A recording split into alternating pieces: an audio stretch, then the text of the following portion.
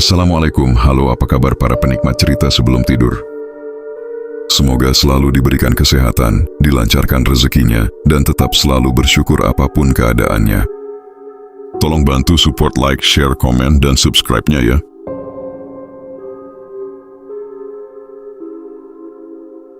Tampak udara terasa masih sedikit dingin, seorang lelaki tua, tetapi masih tampak sehat. Tanpa alas kaki berjalan di dalam area pemakaman membawa sebilah parang pagi itu. Dia adalah kuncen atau juru kunci pemakaman tersebut. Namanya adalah Kasman. Ia sering disapa Mbah Kas oleh warga sekitar. Ia berjalan di tanah yang sedikit lembab karena semalam sempat gerimis tetapi tak hujan lebat. Ia menebang dan merapikan dahan-dahan pohon kenanga dan kamboja yang makin lebat dengan bentuk rindang. Ia sengaja merapikan agar area pemakaman tersebut tampak rapi, tidak gelap menyeramkan. Kebetulan ia merapikan salah satu pohon dekat pusara yang baru saja kemarin jasad Tiara dimakamkan. Ia tampak memicingkan matanya memperhatikan pusara tersebut. Kok patoknya agak miring? Lalu taburan kembang-kembang itu, kemarin kan banyak di atas kuburnya. Kok sekarang gak ada? Batinnya curiga, ia berusaha menepis kejanggalan tersebut. Semalam kan angin kenceng banget. Mungkin bunga-bunga di atas kubur tersebut terbang tersapu angin. Mbah Kas lalu menghiraukannya dan melanjutkan pekerjaannya. Setelah selesai menebang dahan-dahan itu, ia kemudian menyemprot rumput di halaman depan dekat pagar pemakaman itu hingga siang hari. Sementara itu, Atmo masih berdiam diri di dalam kamarnya.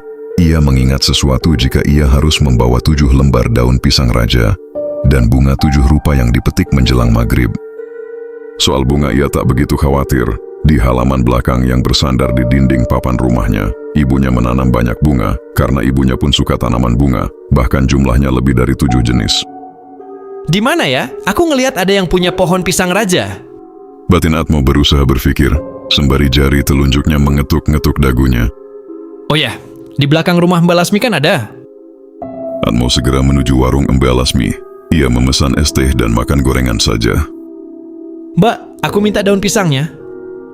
Buat apa daun pisang, Mas Ngat? Mau buat pepes ikan, Mbak. Iya, ambil aja. Jangan banyak-banyak ya. Mbak juga buat bungkus pecel, Ngat. Ucap Mbak Lasmi, sembari melihat wajahnya sendiri dengan cermin kecil yang ia pegang. Iya, ya Mbak. Ngapa tuh Mbak ngaca terus? Ada jerawat?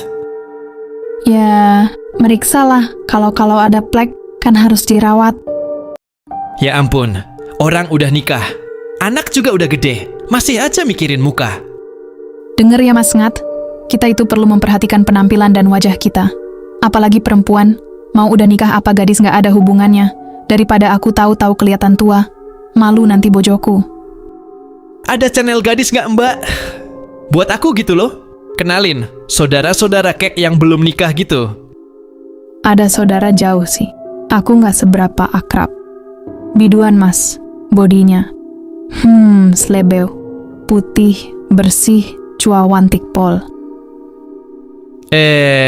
Ketinggian itu. Apa mau dia sama aku, Mbak? Ya nggak mungkin maulah. Hahaha. Asum. Tapi dia janda, Mas Ngat. Udah punya anak, siapa tahu mau jodoh kan nggak ada yang tahu, apalagi dia janda. Punya anak, Mbak? Punya 1 SD apa SMP gitu. Nggak paham aku. Yang jelas cewek anaknya. Ya nggak apa-apa sih janda juga, apalagi cantik. Hahaha, masuk itu. Tapi berat kayaknya Mbak. Udahlah, aku mau ambil daun pisang dulu Mbak. Utang dulu ya Mbak es sama gorengannya. Aku nggak bawa duit ke sini tadi. Hehehe. Udah ngutang, masih minta daun pisang lagi. Kamu ini. Nanti sore aku bayar loh Mbak. Nggak bayar, aku tagih mamamu, Mas. Janganlah, malu aku. Makanya bayar. Iya, ntar sore pasti ku bayar. Atmo bergegas pergi dari situ. Ia pulang mengambil arit yang ia ikat di ujung sebelah bambu. Tak begitu panjang, biasa disebut genter. Alat itu ia buat untuk mengambil daun pisang karena pohon pisang itu cukup tinggi.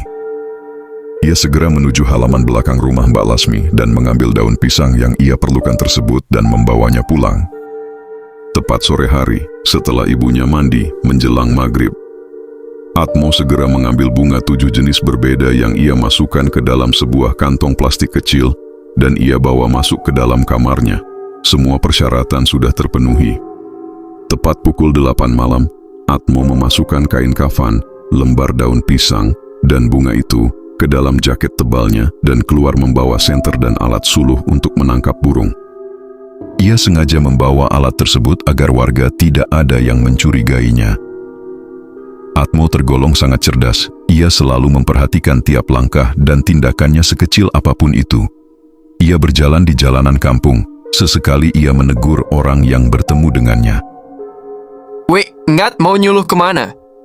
Sapa Wawan, temannya yang duduk di teras bersama istrinya yang sedang bersantai malam hari. Halah, di sekitar kebun sana, Wan. Burung apa, Ngat? Si Black, tilang, kutut biasanya. Aku mau kalau perkutut, Ngat. Ada tuh di rumah 50. Ucap Atmo tertawa. Asem kamu, Ngat, pelit amat. Iyalah, saya nyari buat saya jual, bukan buat disedekahkan. Hahaha. Jangkrik, kutut kok 50, 20 lah. Cari sendiri sana. Udahlah, keburu malam. Atmo melanjutkan perjalanannya hingga ia sampai di gubuk reot milik sang kakek. Dengan perasaan tak menentu, Atmo memberanikan dan memantapkan keinginannya untuk terus maju. Setelah mengetuk pintu gubuk tersebut beberapa saat, sang kakek dengan penuh senyum mengerikan menyambutnya. Setelah sampai dalam rumah tersebut, ia menyerahkan kain kafan tersebut serta semua persyaratannya. Dengerin Mbah, mulai besok kamu puasa 7 hari 7 malam. Kamu hanya boleh makan tepat jam 12 malam. Tidak boleh melebihi jam 1. Jadi bukannya jam 12 malam, Mbah? Terus sahurnya kapan, Mbah? Nggak ada sahur. Oh, ayam, Mbah. Tidak hanya itu, kamu cuma boleh makan pas jam 12 itu, makanan yang berwarna hitam. Apa? Makanan warnanya hitam apa, Mbah? Intip kerak nasi gosong, Mbah? Ya terserah kamu, yang jelas warna yang boleh dimakan warnanya serba hitam. Iya deh, Mbah. Terus kalau udah seminggu, aku boleh makan normal lagi kan, Mbah? Boleh, kalau udah selesai seminggu, kamu kesini lagi. Iya, Mbah. Setelah berbincang-bincang sesaat, Atmo pamit undur diri. Ia tak langsung pulang, ia mencari burung. Pohon demi pohon ia senter mencari burung yang tidur di dahan pohon. Ia pulang dengan membawa 2 burung kutilang yang berhasil ia tangkap. 2 burung itu ia bakar hingga gosong dan berwarna hitam. Ya, tepat jam 12 malam, Atmo melakukan ritual memakan makanan serba hitam. Sialnya ia tak tahu apa yang harus ia makan. Jadi ia hanya makan burung bakar itu dan 2 gelas kopi. Ia lalu beranjak tidur, sembari berpikir besok malam apa yang harus ia makan dan berwarna hitam. Dok, dok, dok. Terdengar suara pintu dapur seperti digedor. Atmo mengangkat tubuhnya dari tidurnya. Ia posisi duduk selonjor di kasurnya sembari menajamkan indera pendengarannya. Dok, dok, dok. Suara itu kembali terdengar.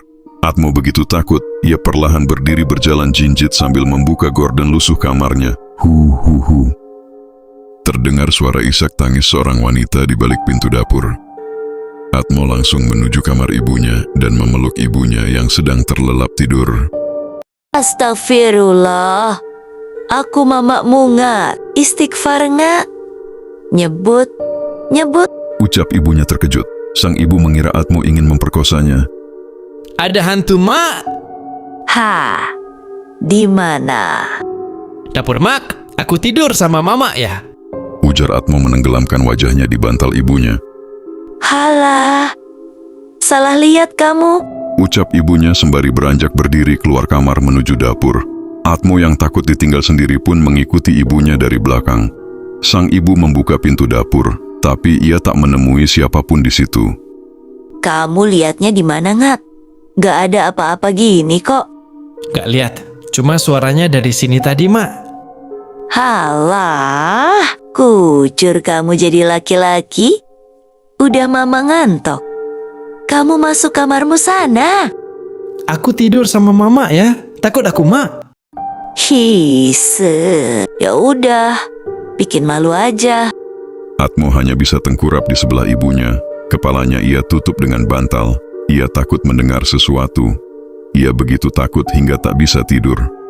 Ketika suara pujian dari masjid terdengar tanda subuh akan datang, barulah Atmo merasa tenang dan ia bisa tidur.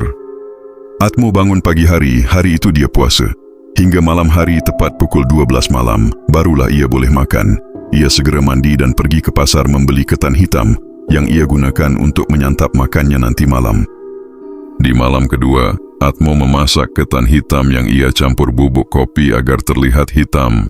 Ia pun mendadar telur yang juga ia beri bubuk kopi dan ia menggorengnya agak gosong agar terlihat lebih hitam. Ia tak lupa memasukkan potongan tempe ke bara api di dalam lueng.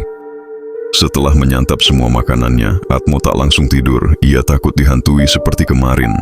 Ia sudah menyiapkan ponselnya yang ia putar murotal pembacaan ayat-ayat suci Al-Quran. Ia berusaha memprotek dirinya dari gangguan hantu yang mengganggunya. Apa hantunya si Tiara ya kemarin itu? Batinnya.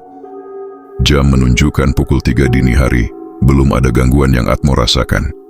Hingga terdengar suara masjid, ia merasa tenang. Ia menarik selimutnya dan berusaha tidur. Sejenak ia merasa tertidur. Tiba-tiba ia seperti terbangun. Ia sama sekali tak bisa mengendalikan tubuhnya. Ia sama sekali tak bisa bergerak. Bahkan hanya menjentikan salah satu jarinya pun ia tak sanggup. Satu-satunya yang masih bisa ia gerakan adalah bola matanya. Ia seluruh inderanya berfungsi dengan baik. Ia dapat mendengar, tetapi ia tak bisa bergerak sama sekali. Orang-orang menyebutnya ketindihan. Bola mata Atmo bergerak di dalam kelopak matanya yang terpejam. Ia berusaha membuka matanya dengan susah payah, seperti ada daya bertolak belakang yang menghalangi seluruh tubuhnya untuk bergerak. Akhirnya ia mampu membuka kedua matanya. Ia terperangah, bahkan ia ingin berteriak, tetapi ia tidak bergerak dan bersuara. Ia menatap sosok wanita tanpa busana yang duduk di perutnya, sembari kedua tangan wanita itu mencekik lehernya. Tiara? Ya, wanita itu seperti Tiara. Wajahnya begitu pucat, dan sorot matanya seperti manusia yang sedang kesurupan. Melotot tajam dengan pupil mata seperti titik hitam kecil, berbeda dengan manusia biasa. Atmo tak bisa berbuat apa-apa. Ia berusaha menggerakkan tubuhnya dan berteriak, tetapi entah mengapa ia sama sekali tak bisa melakukannya. Akhirnya Atmo berhasil menggerakkan tubuhnya. Ia menoleh kanan dan kiri mencari keberadaan hantu Tiara tersebut. Ia sedikit lega, ternyata hari sudah pagi. Itu tadi apa ya? Dibilang mimpi kok kayak seperti nyata. Batin Atmo bingung. Ia segera keluar dari kamarnya. Hari telah pagi sekitar pukul 6 pagi. Atmo lalu mulai menyibukkan diri membersihkan halaman depan rumahnya. Ia membersihkan daun-daun pohon nangka yang berjatuhan dan menyiram tanaman bunga ibunya. Ia berusaha menyibukkan diri agar waktu malam hari ia kelelahan dan dapat dengan mudah tidur. Itu fikirnya saat itu.